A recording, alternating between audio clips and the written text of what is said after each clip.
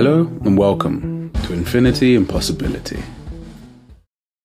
Now, I know. I dropped the ball and I missed last month's. I can explain.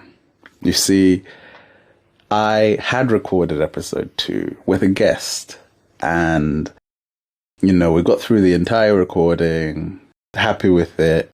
Then I went to edit it. And I was listening back to it and I was like, no, I'm not happy with this. It's just not to the standard that I want it to be. Like content wise, it was fine. And I'm going to have that guest on and we're going to redo the episode. I think what I didn't like was my questions. I feel like the line of questioning wasn't as open or as direct as I wanted it to be. And I didn't like the kind of pacing and tone of the episode.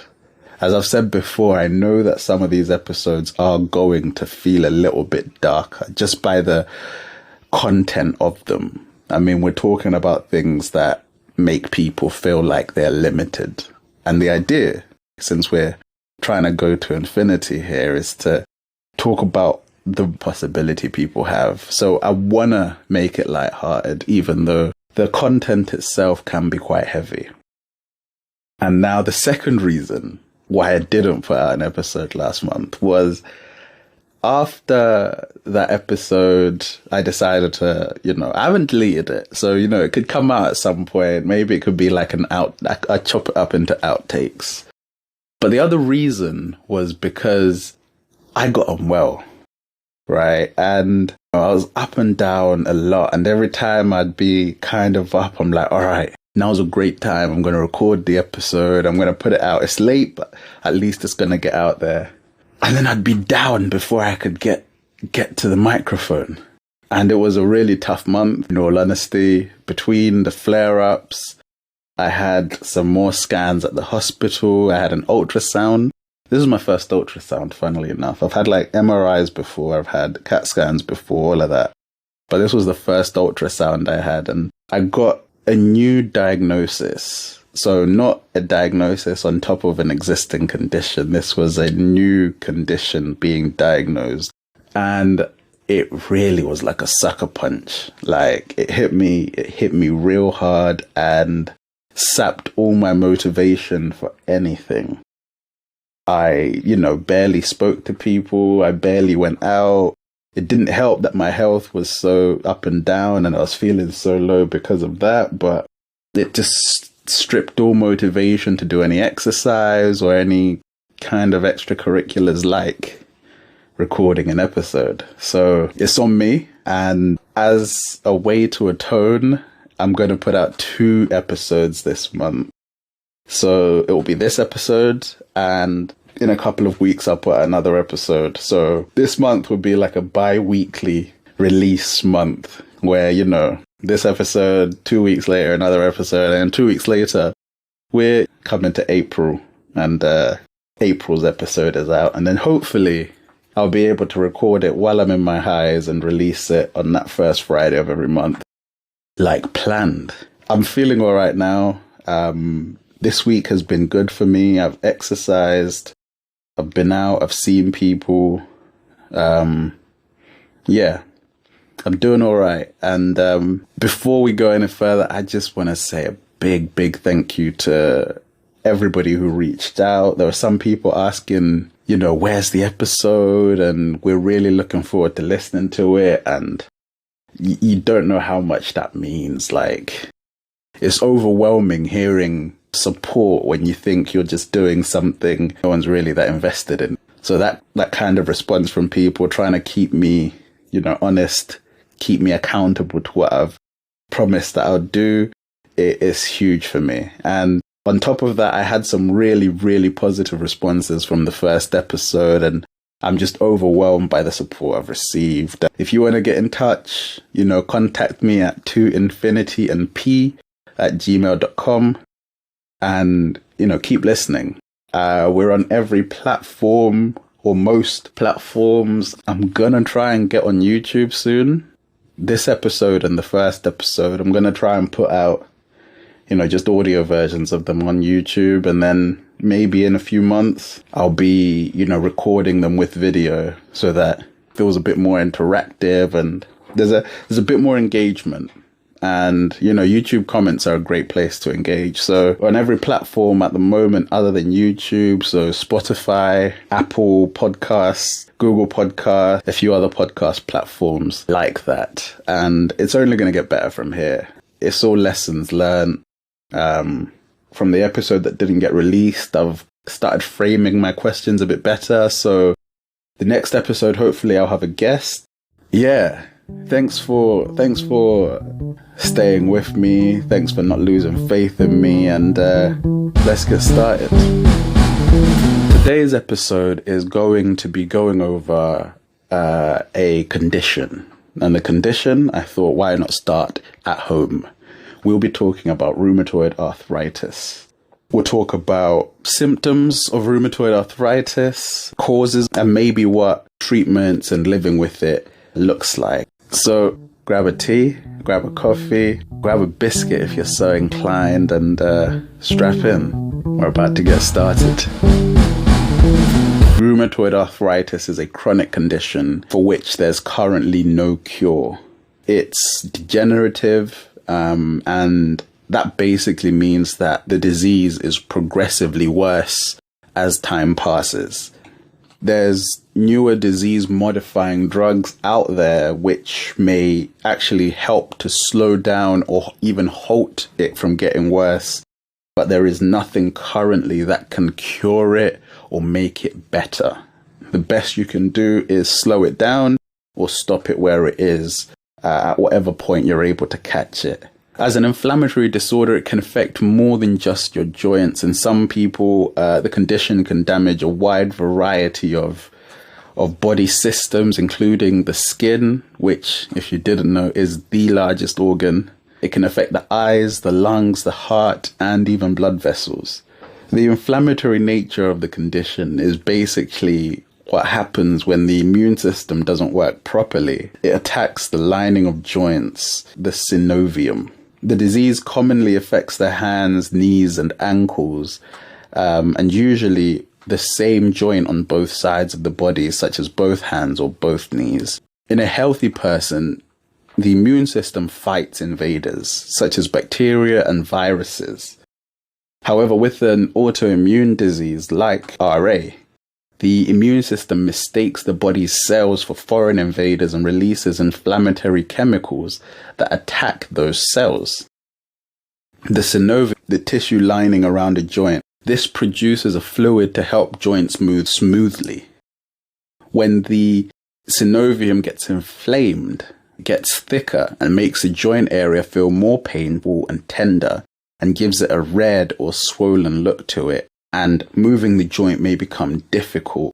Researchers aren't exactly sure why people develop RA. They believe individuals have certain genes that are activated by a trigger in the environment, such as bacteria or viruses, physical or emotional distress, or some other external factors. And for some unknown reason, it seems having a family member with RA increases the odds of developing it.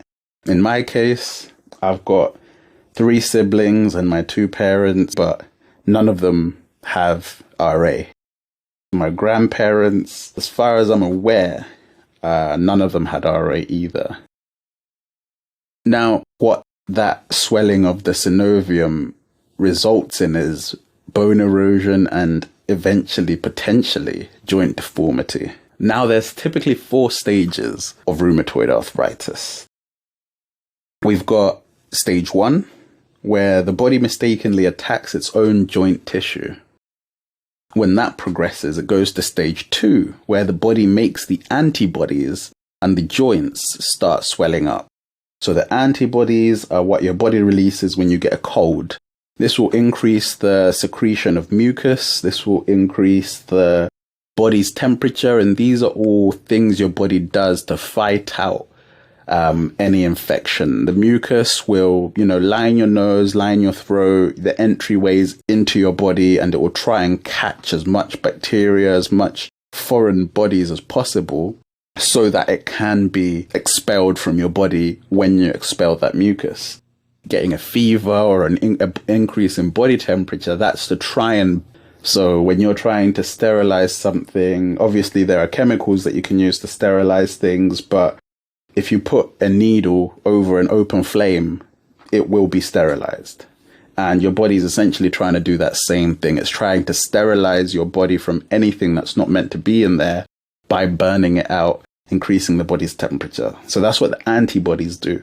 But in this case, those antibodies are getting a signal to mobilize, and then they'll start attacking the joints, causing them to swell up. Now, swelling is normally, it's uncomfortable, but it's a good thing. When you sprain your ankle and it swells, that's a good thing. It means, your body is trying to protect that ankle and it's going to heal naturally as it's supposed to. However, when you've had no trauma, no impacts or anything like that to a knee or to your fingers, and they start to swell, that can become uncomfortable. And then we move to stage 3. In stage 3, the joints start becoming bent and deformed, the fingers become crooked. These misshapen joints can press on the nerves and cause nerve pain, as well as the pain from the swelling, the deformity, the bending, and just the misshapenness that can occur. I personally haven't reached this stage yet. Typically, this happens when you've lived a lifetime with rheumatoid arthritis without getting much, if any, treatment at all. I'm still in the stage where when I have flare-ups, those antibodies, those white blood cells are released, the signals are sent, and my joints start to swell. I become stiff, I become inundated with pain, and that discomfort renders me quite immobile at times, and at other times just makes me uncomfortable. So when you get past stage 3, where the joints are misshapen, you get to stage 4. If the symptoms you're experiencing at stage 3 aren't treated, the disease will progress to the last stage, in which there's no joint remaining at all, and the joint is essentially fused. If you imagine your knee swelling, that synovial fluid spreading and sticking from the top of the, thigh bone to the bottom of the leg bone, and it fuses in whatever position. Let's say it's straight, let's say it's in a bent position, and you now no longer have the ability of flexing your knee, of straightening or bending that joint. That's that last stage, and that can happen in any joint. That can be your fingers, that can be your knees, it can be your back. Any joint that's affected by your rheumatoid arthritis, if untreated, can reach a point where those joints fuse, and there is essentially no distinction between one bone and another. Typically nowadays there are treatments, medicines that slows down the progress, if not stops it entirely where it is. It doesn't get better, but it can prevent you from reaching this point where you essentially have no joint anymore. So I briefly mentioned in that last section what causes rheumatoid arthritis. If you've got family that have it, it increases your odds, but typically researchers don't know entirely why people get it. There are some theories dotted around out there, including stress, trauma, environmental factors, an infection that can trigger it. But all we know right now is you're at an increased risk if you are a woman, you have family history of rheumatoid arthritis, or you smoke. Among all the other negative health impacts of smoking, rheumatoid arthritis is another one. So not just your lungs and your respiratory system being compromised, increased chances of lung cancer and other things, it also increases your odds of getting rheumatoid arthritis.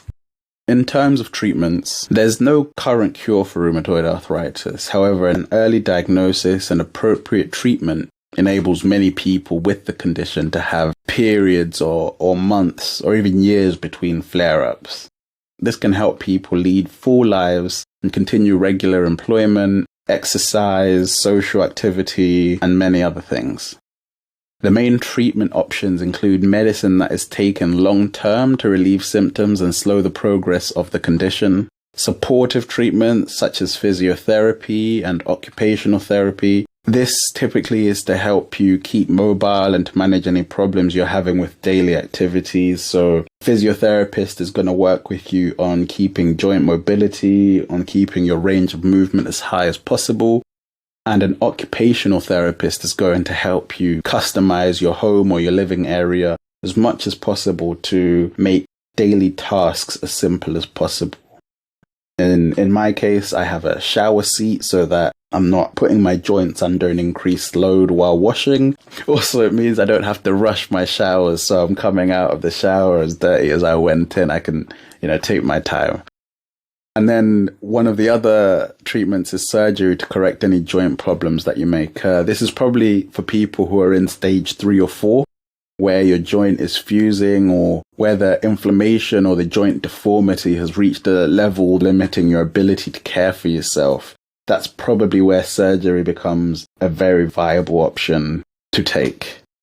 Depending on how much pain or stiffness or joint damage you may have, daily tasks do become more difficult or take you longer to do, and the longer you're having to do something that's uncomfortable, the more pain you'll find that you're in. So trying to keep things as normal as possible in regards to how long they take and the way that you can do them is something that, occupational therapists really try to help with.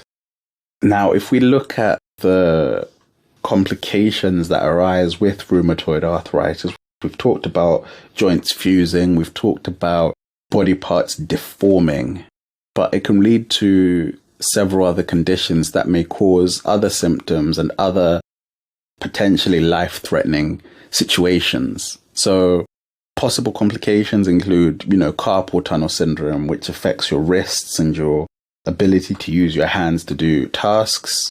Inflammation of other areas of the body, such as lungs, heart, and eyes, which increase the odds of having a heart attack, increases the odds of having a stroke, maybe even increases the rate at which you might lose your eyesight. I already wear glasses, and I think my eyes aren't getting too bad, actually. I think my prescription has remained consistent for the last 5 years or so. Every time I've gone to the opticians, they've been like, yeah, you're still good. So yeah, fingers crossed my eyesight still works, because I don't even know how to get about reading Braille. You know those dots on the remote, right? Next to like the volume buttons or whatever. I tried to like rub my thumb over those and to see if I can make any, I don't get it. It's all the same to me. I don't even understand. I don't get it. How do people read Braille? I need somebody who can read Braille to explain to me, like, is your sense of touch heightened because you've lost your eyesight in the kind of way that, Daredevil from the comics has like improved hearing because he doesn't have eyesight? Oh, am I being an idiot? I don't know. But yeah, I worry that, if I ever have to get to Braille, I'll be finished. I'll be absolutely finished. So how people typically get diagnosed for rheumatoid arthritis is you go to your GP, you tell them that you're having joint pain, you're having trouble doing daily tasks and things like that. You explain your situation as well as possible. And your GP will most likely recommend blood tests. Your blood can give a lot of information from the blood type that you are, which I don't know mine. Every time I ask any, I don't know what they're called, let me just call them like a blood technician, the nurses that take your blood. Whenever I ask them, oh, do you know my blood type? I've given gallons, liters of blood at this point. They say, no, you have to get tested like specifically for your blood type. And all the blood tests that I've had have never tested for that. So to this day, even though I have given liters and liters of blood at this point over, a decade and a half, I still don't know my blood type, which is crazy. But yeah, from your blood type to identifying you through your DNA, they can identify all manner of conditions through your blood. the main kind of blood tests that they do is one called an ESR, which helps assess levels of inflammation in the body, a C-reactive protein test, which helps measure inflammation levels as well, and a full blood count. This test can be used to help rule out other possible causes of symptoms, and it helps provide an indication of where your health is generally. Once the blood tests are back, that measures the levels of inflammation in the body, they can look at the levels of rheumatoid factor in the blood. Rheumatoid factors are proteins that the immune system produces when it attacks healthy tissue. So it's almost like, if you imagine like a crime scene investigator going to the scene of a crime, they can see evidence of certain kinds of things from, a murder investigation. They can look at how the blood has splattered to determine whether it was done with a sharp object, whether it was done with a blunt object, whether it was done bare hands, that kind of thing, just based on the way that the blood splatters, the way that the wounds are on the victim and things like that. And that's essentially what the rheumatoid factor proteins are. They're essentially proteins that are produced when healthy tissue is attacked, and they give off evidence that something's not right here. Because normally your body is going to attack things that aren't supposed to be there. So this residue, so to speak, wouldn't be produced. And in more than half the people with rheumatoid arthritis, they'll have high levels of rheumatoid factor in their blood. But about 1 in 20 people without rheumatoid arthritis also test positive with this. So this test isn't perfect because you can get false positives and you can also get false negatives. Not everybody who has rheumatoid arthritis will have the rheumatoid factor present in their blood either. Another related blood test to the rheumatoid factor is the anti-CCP test, which looks for these anti-CCP antibodies, which are also produced by the immune system. People who test positive for anti-CCP are very likely to develop rheumatoid arthritis, but not everybody with rheumatoid arthritis, again, has this antibody. If you happen to test positive for both the rheumatoid factor and anti-CCP, there's a high chance you're going to develop severe RA, needing higher levels and a higher urgency of treatment. Other than blood tests, there's other scans that you may do, X-rays, MRI scans, and these help to tell the difference between types of arthritis and helps to monitor how your condition is progressing. As you go down in the stages of rheumatoid arthritis, essentially your joints become more and more indistinguishable with them fusing.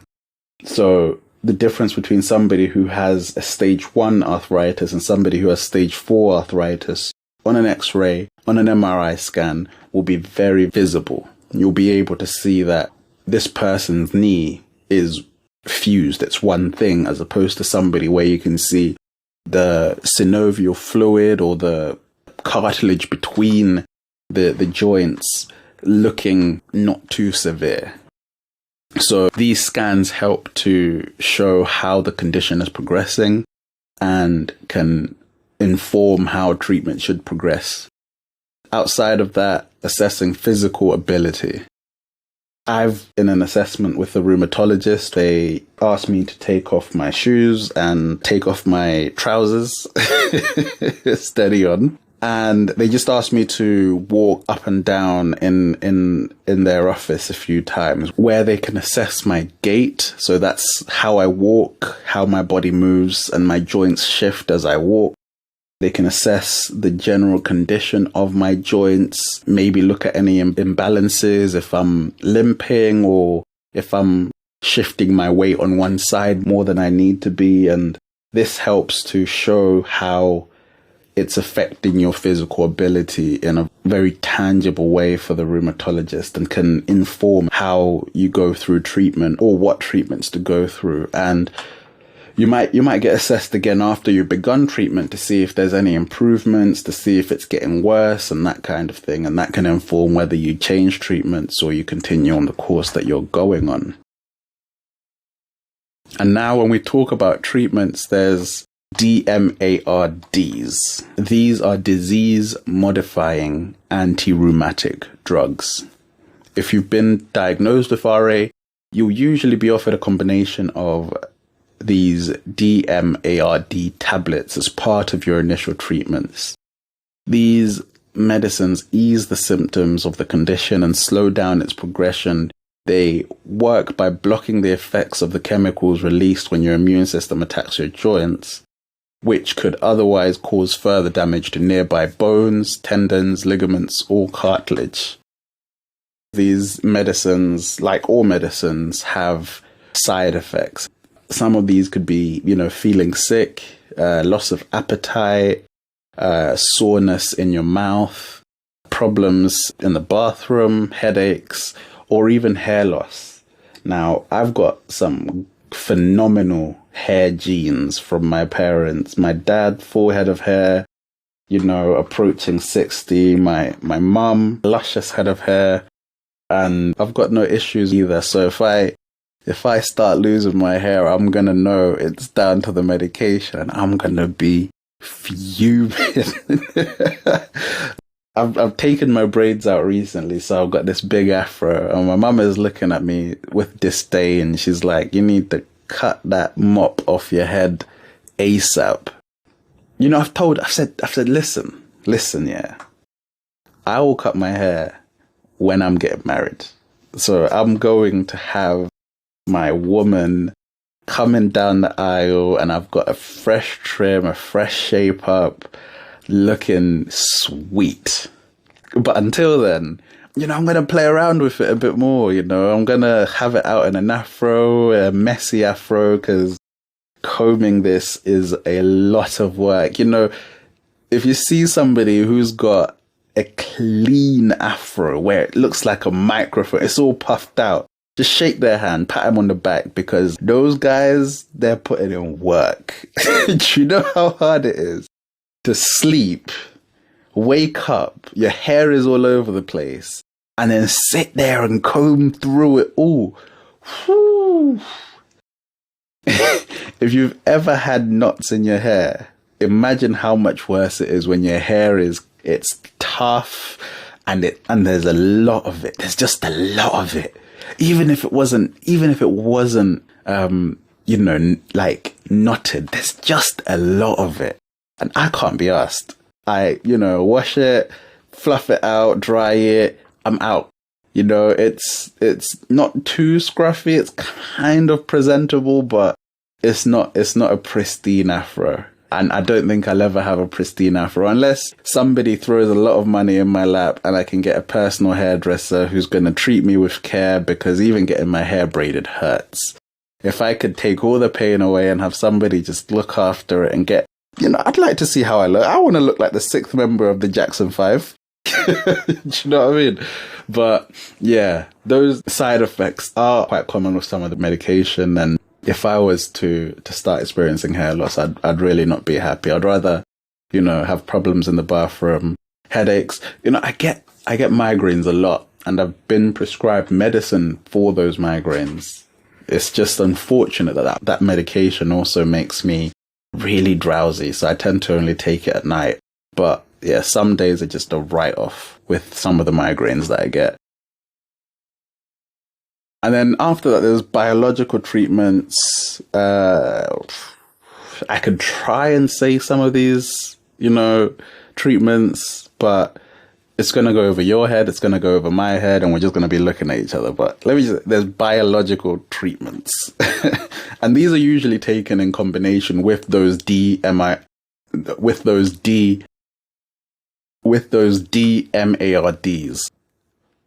And these are typically only used when those DMARDs have not been effective on their own. These are normally given by injection, and they work at stopping particular chemicals in your blood from activating your immune system to attack your joints. So what that means when it says stopping your immune system from attacking your joints is that this is an immunosuppressant. It's suppressing your immune system from doing what it would do on its own. And there are pros and cons to this. The pros are that you might have less inflammation, less joint pain, and a lower chance of flare-ups while that treatment is going through your body. But the cons are you might get skin reactions at the site of the injection. You'll be at higher risk for infections because your immune system isn't actively, working to stop infections that you normally would get, such as a cold or a flu, feelings of sickness, nausea, a high temperature, a fever, and, headaches and migraines. So this might not be the treatment for everybody. Then there's JAK inhibitors, which are a new type of medicine available in the NHS for adults with moderate to severe levels of rheumatoid arthritis. So this is stage 3, stage 4 levels. This is offered to people who cannot take DMARDs or biological injections, or if they've tried them and they weren't effective. And then lastly, there is pain relief. This is painkillers. So when we talk about pain relief, there are things such as paracetamol or a combination of paracetamol with something else, such as cocodamol, codeine, and more severe pain relief medications. And then you've also got NSAIDs, non-steroidal anti-inflammatory drugs. So at the lower end, you've got things like ibuprofen, and then as you increase the power of these anti-inflammatories, you've got naproxen, and then diclofenac. There are stronger stuff that your doctor may prescribe as well, depending on your requirements. But these medicine, instead of targeting the pain themselves, they aim to relieve inflammation in the joints and stop the pain in that way. With these NSAIDs, it's case by case. For example, because of my asthma, I can't take ibuprofen. So that's out. And then when we talk about some of the stronger NSAIDs like naproxen, it's one of those things that has to be reviewed because it might not work for some people and it can increase the risk of some serious stomach problems, such as internal bleeding, ulcers, cramps, those kind of things, which is something I did experience when I was taking naproxen. Lastly, there's steroids. So steroids are powerful medications that help reduce pain, stiffness, and inflammation. So you can get some in tablet form. You can get some which are injected directly into a painful joint or an injection into a muscle to help lots of joints. I've had an injection in my knees, which I talked about before, which got infected, and I don't want to do that ever again. And I've also had an injection in a muscle to help my whole body. The problem with those is there's a strong chance of weight gain. So anybody that's looking at my belly, chat to my rheumatologist because it's not my diet. I eat well, balanced plate. A weakening of the bones, a thinning of the skin, which leads to getting more cuts or unexplained cuts, easy bruising. So you might just wake up and there's bruises all over your skin and you think, was I wrestling a rugby team in my sleep? And muscle weakness, where you just kind of feel fatigued. You're not able to do things that you normally do. You can't trust yourself to push some of those heavy doors at your workplace, or you have to put a little bit more oomph into it. But it's all pros and cons. It's what helps to manage your condition while helping you live as full a life as you can. And that takes us to living with it. Self-care is important, and knowing what you can do, the limits of what you can do, and what you need to ask help for is really, really important.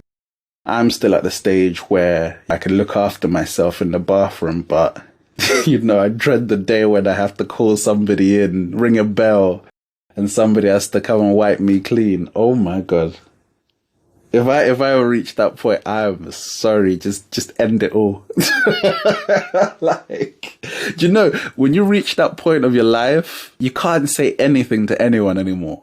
Nothing. You can't. Oh yeah, I'm really good at FIFA. Oh, but someone's wiping you clean. You're not good at anything anymore. You can't brag about anything. There's nothing that you can say if someone's wiping you clean. Like, you just have to be the humblest person that anybody knows. Well and truly. Like, right now, I can still talk the talk in some situations, you know. I can step on a football pitch and take a free kick. Do you know what I mean? I might not be able to like run back and forth for a while, but I can take a free kick. But when someone's wiping you clean, you can't even do that anymore. You just have to. Does somebody else want to take this? Does somebody else want to do what I used to be able to do? Because, you know, I don't want to be in the spotlight. Because anyone can finish me. They just have to be like, oh, when was the last time you wiped yourself? Finished. I cannot talk anything. If I get to that stage, honestly, just finish me. I think I'm a humble person. I don't talk like I'm better than anybody, but, you know, I like the option of being able to say, you know, I'm better at this than somebody else. In not a nasty way, but completely not having that. Just finish me. I cannot go on. So self-care is really important, and, you know, knowing your limitations, knowing what you can do, knowing how independent and how active you can be is really important. And, you know, surrounding yourself with people that care is really key, because, again, with knowing your limitations, it also means knowing what to ask for help with and knowing you can't do everything. And if you can now, that's wonderful, and try and do everything you can do still. And the more you do things, the more you'll be able to do things. The worst thing you can do is be sedentary and passive, because your condition is going to overtake you real quick. So that's really important. Take your medicine, your medicine, your supplements, your vitamins. Take all of it. I said vitamins. Should I have said vitamins? I am in the UK. I'm English, technically. I speak the Queen's English. You know, one must take their vitamins. You know, that's the way I should have said it, but I said vitamins for some reason. I've clearly been watching too much American TV. But take your medicine, your supplements, your vitamins, and really, really test what works for you. Sometimes you might want to keep a pain diary. You might want to keep a medicine diary. You know, keeping track of your dosage. Maybe you need to up your dosage. Maybe you need to reduce your dosage. The side effects that you're having. Just keeping watch over how everything that you're taking is affecting you and how you're interacting with it and how it's interacting with other medicines. You might have something that works and something else that works, but they don't work together. And that's a very important thing to keep track of. With conditions like this, conditions that affect the immune system, it isn't a one-size-fits-all. You can get 100 people in a room, all of them with RA, and you'll have 100 different stories of how they manage it and treat themselves. Because turmeric is a great anti-inflammatory, but it doesn't work for everybody. Some people that I've spoken to have said that it caused them more pain and didn't actually reduce their inflammation level. So it's important to keep track of what you're taking and how it affects you. And also, there's a lot of urban myths out there. Like, I can't lie, there's a lot of things out there which say, do this and you will be brand new. Turn that 40 into 20. Yeah. Honestly, take everything with a pinch of salt, especially when it says it can cure something. As we've said at the beginning, this is incurable. This is a lifelong condition. Once you're diagnosed with it, you will die with it. It's just how you get to that point, whether it's more comfortable or less comfortable based on what you're actively doing to help yourself, whether that be exercise, the medicines, the treatments, or anything else that you find that works. You know, I tend to find a nice hot bubble bath does wonders, especially for my back. But I don't have baths that frequently, which sucks, you know. Like a shower just isn't the same. Yeah, you're in, you're out, you're clean, you're feeling good, smelling good, but something about soaking, and I've got a problem. I soak for too long. When I'm in the bath, I don't want to get out. I go in there, got my phone on the side, playing a video. I'm relaxed. Sometimes it's not even a video. It's just like some classical music. You know, I'm that guy. I've got the music on lock. So when I put the music on, it's candles. You know, I'm romancing myself. Oh, it's phenomenal. It's phenomenal. But yeah, look at what works for you and just keep track of it. So on top of, you know, your medicines and your self-care, it's important to eat well, keeping a balanced diet and watching what you eat.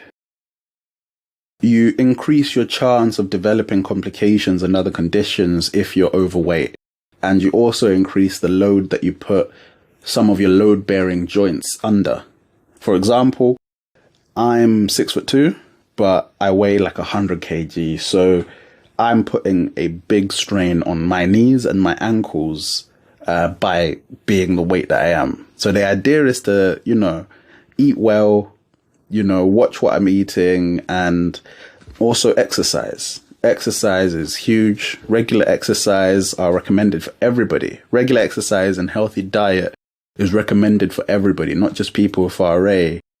But if you do have RA or a similar condition, it's really, really crucial, because I can help take the stress off of my joints by trying to reduce my weight. And, you know, it is a wonderful thing to say in principle. It is a wonderful thing to kind of say, yeah, if you watch your weight and you eat well, you'll feel better. And then you try and start exercising when everything hurts and you're like, ooh, maybe being 100 kg isn't so bad. Maybe being 1/10 of a ton is actually where I'm supposed to be. Maybe this is where, you know, the world, the universe, God wants me to be in this world. Do you know what I mean? Because it is crazy. Oh, I went for a jog the other day, and I've also got asthma. Like, all the forces in this world are working against me. It's like running uphill with like a very like a hurricane level wind blowing against you, and you're trying to run and you can barely put one foot in front of the other, and then bang, you get another diagnosis of something else, and you're like, what is the point? But you know you have to exercise, you know you have to eat well, so it's just about persevering and trying. And I've set myself a weight goal. On top of that, I also just kind of want to look in the mirror and be like, that's that guy. Do you know what I mean? I want to put on clothes and be like, that's that guy. Like, I remember when I was like at my physical peak, right? And it's crazy because when you don't even realize how good you've got it. And then you get old and you're like, oh, I need to get even better. And then you fall off the wagon and you're like, wow, I was killing it back then. Do you know what I mean? It's like, set yourself a goal and be happy when you reach it. Just be like, this is where I want to be and maintain. So I've set myself a goal. I won't share what that goal is because, you know, I want you guys to hold me accountable, but not too accountable. Because, you know what I mean? If someone hits me up on the street in half a year and tells me, oh, you said you'd be this way and you'd look like this, I'll cry. I will cry right there and then. And now you have to deal with a grown man crying because of what you said. You don't want that.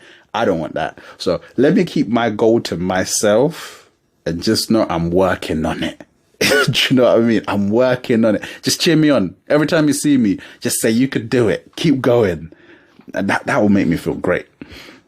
But yeah, keeping a good balance. And it's tough because, you know, you have a good period of exercising. You're really, really consistent and you're doing it every day. And then all of a sudden you have a flare up and you can't do anything for a few days, a week, sometimes multiple weeks or a month.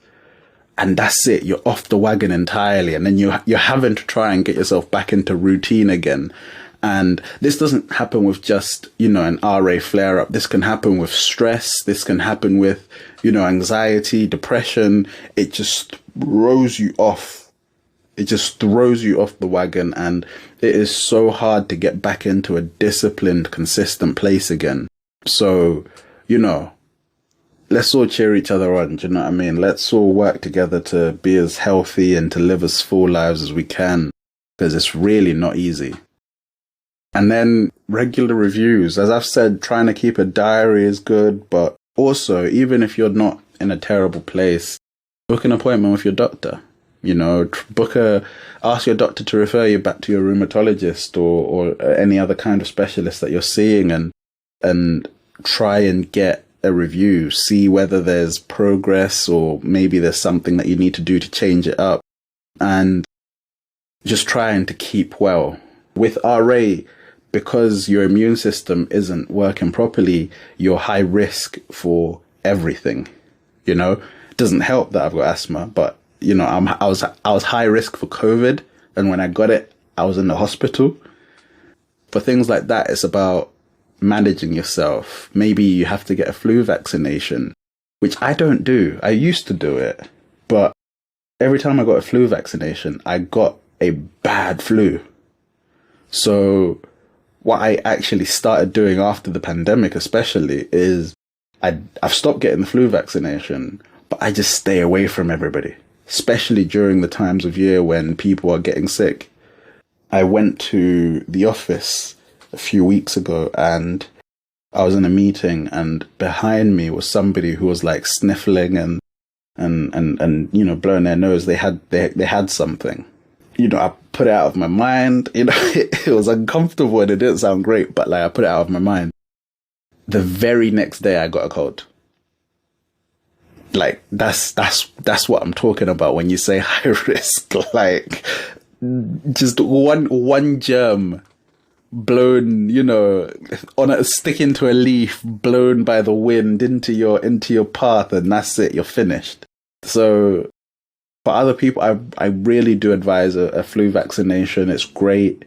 But for me, because my immune system is so finished, I'd get it, then I'd get sick. And then by the time flu season is over, to paint a picture, back in 2018, 2017, I'd always get a flu vaccination yearly, and I got it for free. So it wasn't an issue for me. The problem was I'd get the flu vaccination. Let's say I get the flu vaccination in January. I'll get really sick in January, and then I'll be over it. And then flu season will end. And then in summer, as the weather changes, I'll get another cold.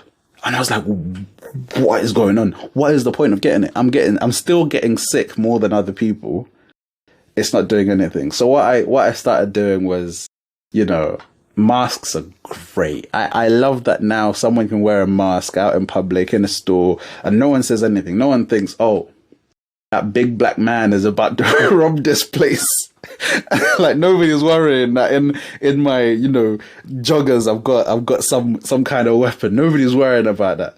But, oh, hold on. But nobody's worrying about that. Masks are great.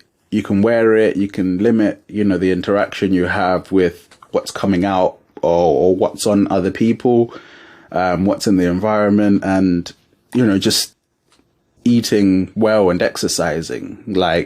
You can't overestimate how much good it does your body to eat fruit and veg and to keep active and things like that. It just, it puts your body on...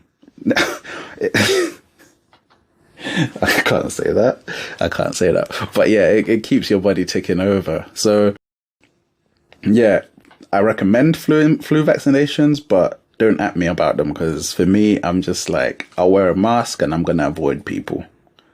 So, if you're sick and I don't visit you, don't take it personally. I'll see you when you're better. We'll have a tea or a coffee together. Do you know what I mean? And being high risk as well, you might be told to get an injection to protect against pneumonia.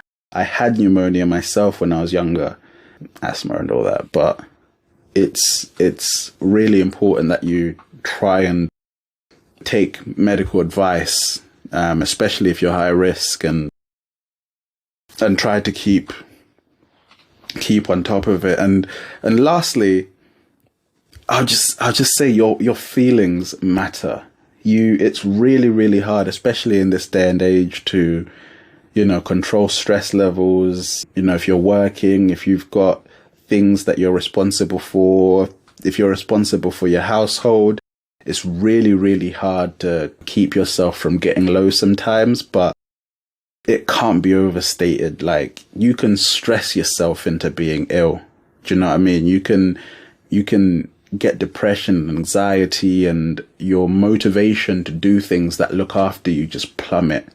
Some people eat to feel better. The dopamine release from having chocolate or junk food or things like that is really, really high.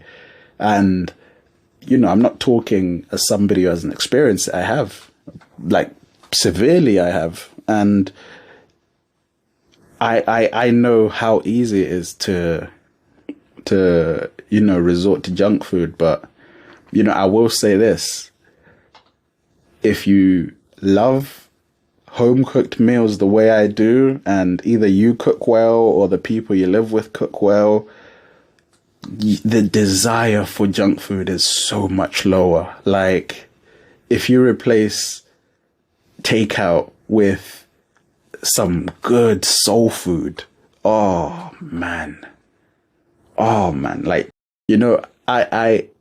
I have no desire a lot of the time. No, I say a lot of the time because I'm human. Like, there's some times where I'm just like, ooh, I could use a big juicy burger, like a fat pizza. Oh, I could tear one up. But a lot of the time, I want, rice and kidney beans and something on the side. Do you know what I mean? I want some mashed potatoes and a roast joint or something. Oof. I'm gonna start salivating. The other day, I made these chicken thighs, chicken legs, and I made like my own. I marinated them, and then while they were cooking in the marinade, I made like a glaze for them. So when they finished cooking, I glazed them, chucked them in the air fryer so that the glaze really got into it. Oh my god. KFC can keep its 11 herbs and spices. I can't lie to you, they can keep that. I want that. If KFC starts selling that, I might be there every day. Ooh. And everything was good. It was just, fresh chicken, washed, and then seasoned, and all it. Nothing suspect was put on this chicken. It was real good. So yeah, you can just, keeping your feelings in check can really help you, not do things that are bad for you and not stress yourself into being unwell. And good sleep. Good sleep is really important. I changed my mattress because my level of sleep was just getting worse and worse and worse. And I was trying to track the sleep with like a fitness band or something like that. And my sleep was poor. Like, out of 100, you got like a sleep score, right? Out of 100. And I think the highest I got was like 60 or 55 out of 100. Out of 100. That means if I got 8 hours sleep, I'm essentially getting 4 hours sleep. Like, do you know how terrible that is? It's horrible. So sleep is really important. Have a look at your mattress, your pillows, the time you're going to sleep, the conditions at which you're going to sleep, how ventilated your room is. All of these factors can help improve the quality of your sleep. Good sleep, you'll wake up with more energy. You'll wake up ready to face your day.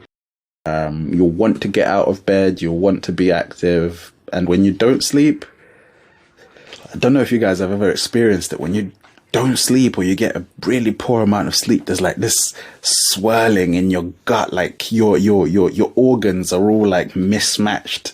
Your heart is where your intestines are, and your intestines are where your lungs are, and like your kidneys are under your arm. Like everything feels like it's not where it's supposed to be. It's horrible.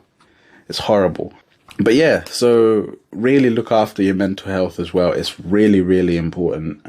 Get enough sleep, get exercise, and keep doing what you can. That's all it really is. I think that's probably it about RA.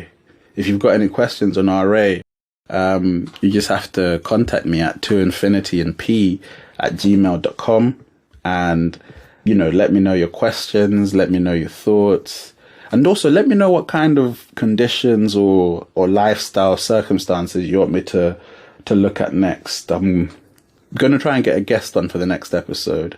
It might be difficult because I'm trying to do it in 2 weeks, but I've got a few people on reserve who've said that they're happy to do an episode, so hopefully one of them has some free time in the next couple of weeks and we can put something out for you. And before I go, I wanted to look at a few things that I saw on Reddit. One of them is from the rheumatoid subreddit, and somebody said, young people with RA, what's been your experience living with it? And I was reading through some of these comments, and it's really, really impressive what some of these people say. Like, some of them are younger than me. I got diagnosed a while ago, around the time that some of these people are saying they are, and I'd been living with it still for time before that. But reading some of these people's comments, somebody here says, I don't know if you'd consider me young, but I'm 24, which is when I got diagnosed. And they say they got diagnosed recently and they're still coming to terms with it. They said, I can't get over how independent I used to be versus how I have to ask for help opening jars, lifting grocery bags, etc. When I tell someone I have RA, they always ask how someone so young can get arthritis. And they seem kind of suspicious because I don't show any prominent physical signs. They said living with invisible illness is hard. And you don't realize how much I relate to all of that. I've, parked in a disabled bay. I've got a blue badge. I've parked in a disabled bay and somebody's come over to me and been like, what's a healthy young man like you doing here? And I just have to laugh because my condition does affect me physically, and at some point it will be physically obvious, right? Potentially.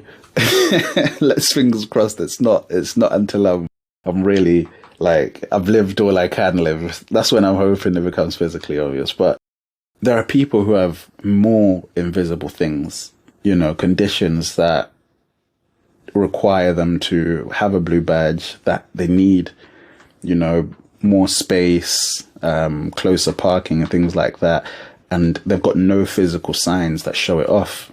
So I think it's important for people not to, make assumptions. I've also seen on YouTube some people getting heckled for using a disabled bay or things like that, and they've been, heckled, being told that, they're abusing the system and things like that. So I think it's important not to speak without knowing, because you really never know what's going on in someone's life. But what this person said about coming to terms with independence and mobility is crazy. I used to play football every day when I was a kid. Like, come home from school, get changed, go out, play football until the sun sets, walk home, go to sleep, go to school, do it again. That was my life. Do you know what I mean? And now the idea of playing football in any kind of high intensity 2 days in a row is crazy to me. If somebody said, oh, play football Monday and then play football Tuesday, I would say, yo, pick a day, Monday or Tuesday, because you can't be trying to kill me. When I come home after playing football or after training now, which, sometimes it's a long time between, I am sore, I'm aching. I'm like taking pain relief and rubbing this and that all over my joints so that, the next day I can work and function. And, it's good. I want to do it because, it's cardio, it's fun, it's good for my brain, it's good for my body. But, it's tough. And I had a really, really tough time coming to terms with my condition, especially when it comes to injuries. If I don't strap my ankles in any way, I will sprain them or worse, twist them. It's like 80% chance. Sometimes I'll get lucky and, I'll get through it okay. But there's an 80% chance I'm going to come home limping or I'm going to come home with something swollen. So I have to strap them. If I don't strap my wrists and let's say I fall over and I catch myself with my hands as I fall over, my wrist might get sprained or, twisted or something like that. So now I have to strap my wrists. And it's just thinking about all of those things now. And I think I've come to a place where I know what I have to do to look after myself when I exercise. If I'm lifting weights, strapping my wrists and strapping my ankles and sometimes my back or my knees. But it was really, really tough getting to this point because I was like, why can't I just do what everyone else does? Like I used to be able to just put on shorts, put on trainers and I'm out of the house. Do you know what I mean? Now it's, I'm going to go to football at 7. I have to strap my ankles and my other ankles and then put my socks on carefully so that it doesn't move the strapping. And I have to strap my wrists and make sure that I've taken my, medication and I've got my inhaler with me. And it's like, do I really want to do this? So, no, I fully understand this person. There's other people here. Somebody else said, hello, I was 9 when I was diagnosed. I'm 37 now. I had a period of clinical remission from my late teens to mid-20s, but it came back with force. They mentioned what medication they were on and what seemed to work for them. And they said they did a lot of swimming when they were a kid, which really helped them stay in good shape. They said the only damage they have from those years is a swan neck deformation on some of my fingers. They continue, as an adult, I'm doing okay. I'm on this medication now, as well as a million supplements. And they say their hands are their biggest issues. So they do a lot of voice to text for work and they try to get to the pool. They walk a lot as well and try to keep their weight under control. And they found that stress is their biggest flare trigger. So like I said before, managing your mental condition is, I'd say damn near impossible. Like you can't always know what's around the corner and what's gonna, stress you out. Like all of a sudden you've got a parking ticket or a bill or somebody in your family's unwell. Stress comes for all of us. Do you know what I mean? And all you can do is try and react as best as you can to it and try to minimize the effects of the stress on you. Whether that's, meditating or praying or talking to people, or if more social interaction doesn't help you, then taking yourself away from people.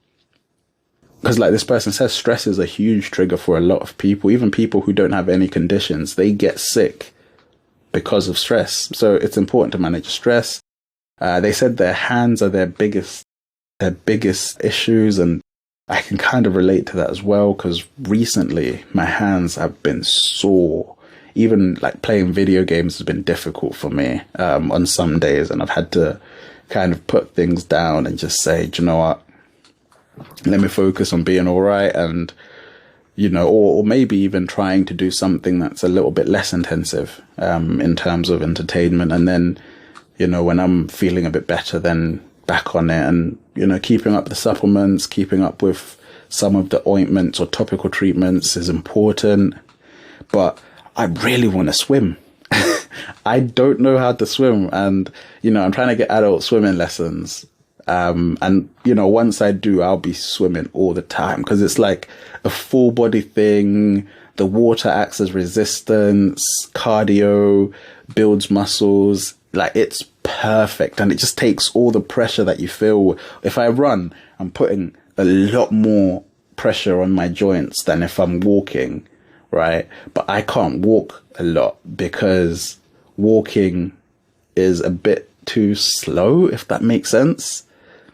Like, running puts a lot more stress on the joint, but if I run on grass, like soft grass, it's fine for me. But if I walk, I feel like I'm lingering on my knee or my ankle for a lot longer, and that causes me issues.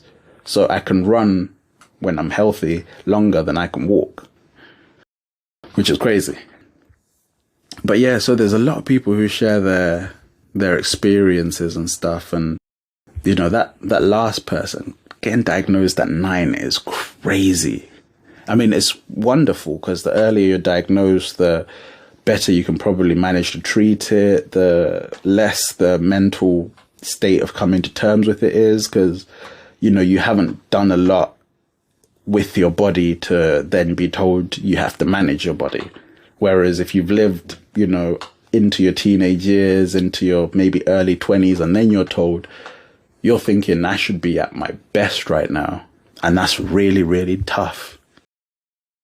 And there's somebody else in, not the rheumatoid subreddit, but the rheumatoid arthritis subreddit, who posed the question, is anyone living with rheumatoid arthritis relatively comfortably?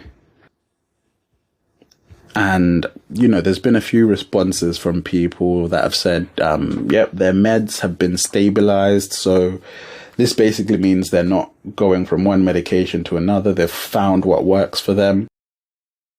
And they said they don't have any more swelling or joint pain. And the only reminder is to get enough rest. Rest is huge. You could get everything else right, but if you're not sleeping, if you're not letting your body recover properly, it is difficult. So they've said that their only reminder is to get enough rest. They said it's great not having morning stiffness.